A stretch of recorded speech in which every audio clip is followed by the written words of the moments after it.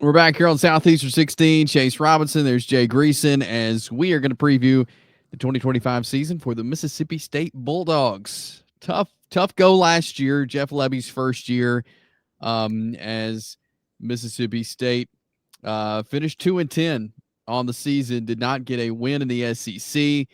They've made some changes to the roster. Some guys transferring out. They've got some transfers to come in. So we'll see if the roster can get this team into better shape. But Jeff Lebby in a tough spot. You think of kind of how things have gone for Mississippi State. The unfortunate, tragic passing of Mike Leach then led to Zach Arnett. They gave him a chance for a year. Then they made a change. Now it's to Jeff Lebby. There's just been a lot of change at very unfortunate times, and I feel like Mississippi State's just still trying to catch up from that. One of the phrases I have used in our many conversations here on Southeastern 16 is that it's impossible to navigate this league. And it really applies to almost every sport if you're on the treadmill of mediocrity, because everybody else there is no off week in the league. Everybody else is spending more than you, is working just as hard as you, if not harder, is doing things you can it is so amazingly hard. And that is magnified in the era of the portal when you're Mississippi State and the 2 or 3 kids that you feel great about signing and may contribute young, their heads on a swivel. Yeah. With the unrest, with the unknown, with the uncertainty. And there is no way to sugarcoat that they have the lowest win total projection in the eyes of Vegas at 3.5 of any team in the league. And they finished a year after going 0-8 in conference play. They were a borderline unanimous pick to finish DFL in the SEC again this year at the media days earlier this month. So, I mean, yes, Jeff Lebby has inherited an awful situation, but I don't see a way really out of this. And to the point, and we cover baseball, basketball, football, and all things SEC here at Southeastern 16, and we appreciate y'all's time, which I know is everyone's most valuable resource. But they just overhauled and overturned the baseball program and paid a whole lot of money to do it. So I don't necessarily think Jeff Lebby is on the hot seat this year, even if it is a duplicate of last year's struggles that produced a winless conference slate. But I wonder, could Mississippi State start taking the Kentucky model in terms of NIL, that football's not the most near and dear to our heart. And if we're going to compete in a national level at other sports, while Auburn and Ole Miss, and I'm not even talking about the Texas, Georgia, and Alabamas of the world, but those schools, can we become elite again in baseball? Can we build off the momentum in basketball? Look, I am not speaking with any type of source on the record or off, but I'm wondering if they could be one of those teams that has to ask some hard questions. Look, the SEC is going to cash a whole bunch of huge checks because of media right deals, because the product is valuable. Does Mississippi State become one of the ones who says, you know what, let's redirect some of this money and figure out a way to be elite in 2 or 3 other sports and realize who we are in football? Yeah, that's a really good point, Jay. As we talk about Mississippi State, Looking at the Bulldogs offensively, Blake Shapen returns at quarterback. He missed the last 8 games or so with that shoulder injury, and so he's back. He's returning. I think if he is able to get something going offensively, now he's going to have some guys step up around him. But if he can be a good leader, I think that will definitely help Mississippi State. They were in some games at times last year. They never could finish. But I think he has a chance, especially just reading some of the things of how they kind of have him rated right now. I think he could do some good things. No, 100%. And he's very accurate. He is a guy who's been very loyal. You have to like both of those statements. If you're a Mississippi State fan trying to look for optimistic things to harp on going into the season, but it's just a tall order, because if we are trying to convince ourselves that Blake Shapen is the reason to believe in Mississippi State football, does he rank? If you're Auburn, would you trade Jackson Arnold for Blake Shapen? And I'm not even going into the elite level quarterbacks in this league. Yeah. Because there's at least 2 and potentially more who are probably going to be top 5 or top 10 draft picks next spring. So I'm not even talking about the upper crust of quarterbacks in this league. Huge question mark. Would Auburn trade Jackson Arnold for Blake Shapen? I don't know if we know the answer to that. And we're talking about the guy Mississippi State's going to push all their chips on to lead this offense, which is going to have to score points if they're going to come close to reversing last year's 2-10 result. Yeah, that's true. And so he's going to be a big part of it. You look at the running back room as well. David Booth is back. They got to transfer a guy I covered in high school, Fluff Bothwell, from Aniana, Alabama. He went down to South Alabama. The folks that I know down at South Alabama said he was going to be the best running back to ever come through South Alabama. He's transferred to Mississippi State, so he had some depth there in the running back room. You look at the wide receivers. Brendan Thompson transferred in from Texas. Anthony Evans transferred in from Georgia. So they got a lot of transfers, but those are some guys who have been in some other winning programs that we'll see what they can do coming into Mississippi State. Absolutely, we will. And, I mean, the wide receiver room is dotted with transfers. I mean, there are 6 guys who are transfers and juniors or seniors transfers from all over the country in the top 9 in their depth chart. Now, I like Fluff. I mean, I do. And although, man, it's really kind of an oxymoronic name for a running back, isn't it? I mean, who goes by Fluff?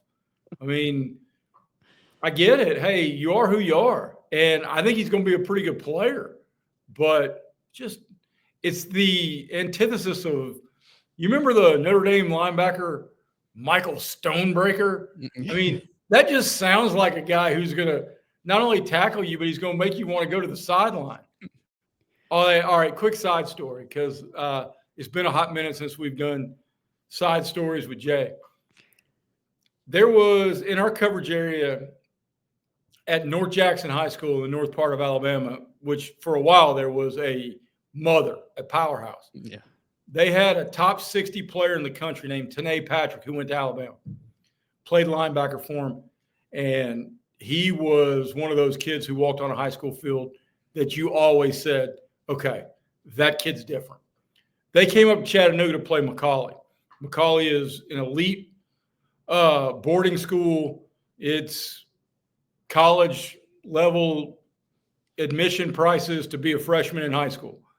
Well, first play of the game, toss sweep, to this white kid who's like Trevor Cavendish the sixth, and Tanae Patrick meets him at the sideline and decleats this kid. And I'm standing there covering the game for the Times Free Press, and Tanae Patrick stands up and goes, "Daddy ain't buying you out of this ass whipping today, son," and goes back to the huddle. It's the best trash talk I've ever heard. Ever heard. That's great. Let's go back to Mississippi State. Hey, Mississippi State fans, we're just trying to entertain here, okay? Yeah. It's gonna be 12 rough Saturdays this year. Yeah, free story time with Jay right there too. There you go. You just right there. Yeah. Looking at the defensive side of the ball, we mentioned a lot of transfers offensively, but guess what? There's a lot of transfers defensively too for this team as well. A whole new crew just about on the front. 3 transfers in who are expected to be starters on that defensive front, and then plenty more back there as well. But obviously, it starts in the trenches, and so they're going to have to really gel, I feel like, quickly on the defensive front. Well, and that's a great point, Chase. And it's one of those things that when a couple of teams in the SEC over the last 20 plus years, 30 plus years, it felt like when South Carolina and Mississippi State were always a hell of a lot more difficult of a win. And I know South Carolina and Beamer, they have it rolling right now a little bit. But you look up, and there's always 1 or 2 future NFL dudes playing in their front 7, which tells you that Jeff Lebby and company are really trying to scratch some lottery tickets in the portal because their middle linebackers are transferred too. And if you're talking about 3 of your difference makers across the line of scrimmage, your middle linebacker and your strong safety, you went to the portal to go get tougher defensively. I mean, because you're not going to get speed corners or free safeties.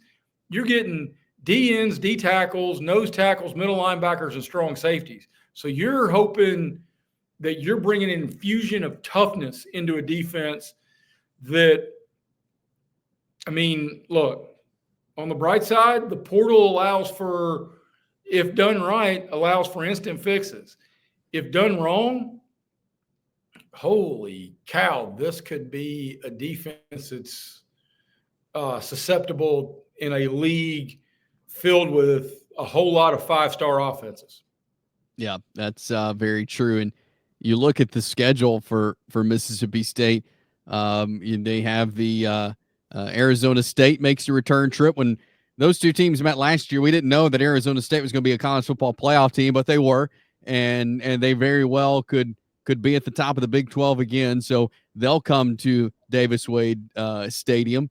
There's Tennessee on the schedule, trip to A&M, trip to Florida. Texas is on there, Georgia, Ole Miss, Mississippi State again with a tough schedule here for what the Bulldogs have. Unbelievably tough. Unbelievably tough. You don't have Vandy on the schedule. You don't have Kentucky on the schedule. You do have Missouri and Arkansas, but you also have Texas, Georgia, Ole Miss, Florida, and Tennessee, and all of those teams have at least are talking playoff. What can we do to get to the playoff? Here's the one, honestly, we've said multiple times in our various conversations here on Southeastern 16. I think the most pressure-packed, not the highest profile, but the most pressure-packed opener for any SEC team is Auburn going to Baylor on the Friday night of the first weekend of the first full weekend of college football. If you're Mississippi State, why the hell did you not buy out of the trip to Hattiesburg? Because that's going to be Southern Miss's Super Bowl for the last decade. Yep. And look, I know it's not the Southern Miss of Brett Favre. I know it's not the Southern Miss of a decade ago when they'd ruin your homecoming and whatever else. But you're going to Hattiesburg, and this is an all-time opportunity for everybody in that program. And that's a Southern Miss team that's going to be better.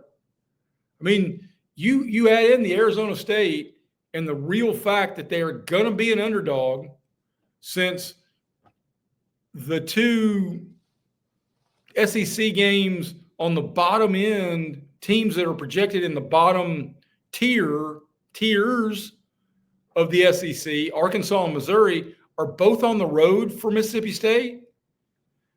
Mississippi State's going to be an underdog in every SEC game they play. Yeah, they are. And yeah, it's a brutally tough schedule that Mississippi State has to navigate this year. We'll be along to talk Bulldog football for you all season long here on Southeastern 16. Game Time Sidekicks, Mississippi State fans. You need to go check them out and get your gear for the season, get your cup. Officially licensed stainless steel drinkware. All the SEC schools plus over 350 more universities. Top of the market quality as far as construction and ice retention. They got that double wall, vacuum insulated stainless steel. Tons of designs and logos for each school, including the college vault line. Very few brands have the rights to that. Game Time Sidekicks does. Everything from stainless steel sippy cups, tumblers, 40-ounce plus bottles, and shaker cups. And you get a 20% discount by going to GameTimeSidekicks.com right now. Use promo code SE16. Get promo code SE16 for a 20% discount. GameTimeSidekicks.com. Also want to tell you about ROKFORM.com. ROKFORM is the world's strongest magnetic phone case. Go to ROKFORM.com. Great accessories there. I was looking through there. Got the car mounts, golf accessories, speakers on top of those really good phone cases. So check out ROKFORM.com. That's ROK, ROKFORM.com, world's strongest magnetic phone case. Subscribe to our channel here so you can see all of the great content we put out. SEC football, basketball, baseball, all of that year-round right here on Southeastern 16. And we'll talk to you next time for more SEC football coverage here on Southeastern 16.